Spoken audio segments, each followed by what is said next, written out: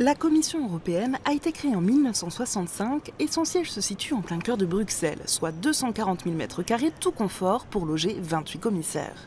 Il y en a un pour chaque État membre de l'Union européenne, soit 28 actuellement, dont un président, 27 après le Brexit. Tous les commissaires sont élus pour une durée de 5 ans et chacun s'occupe d'un domaine précis. Il y a par exemple un commissaire chargé du commerce ou un autre de l'environnement.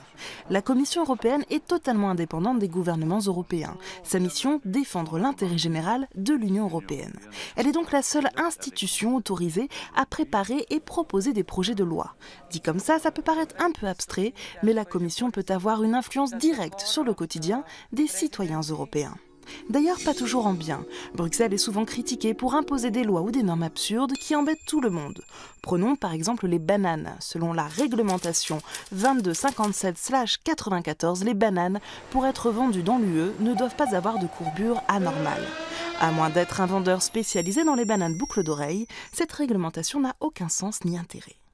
Évidemment, il y a des lois beaucoup plus importantes, notamment à propos de l'eau qui sort de notre robinet.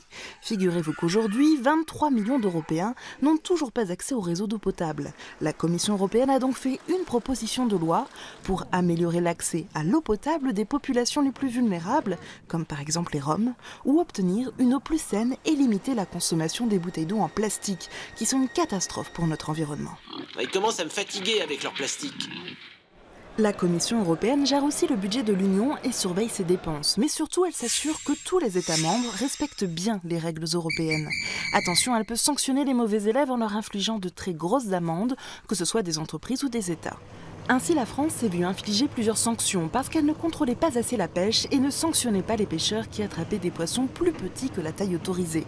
Résultat, une amende de plus de 70 millions d'euros, de quoi acheter un paquet de boîtes de sardines ou offrir aux pêcheurs des règles pour bien mesurer le poisson. Et il était temps de régler le problème.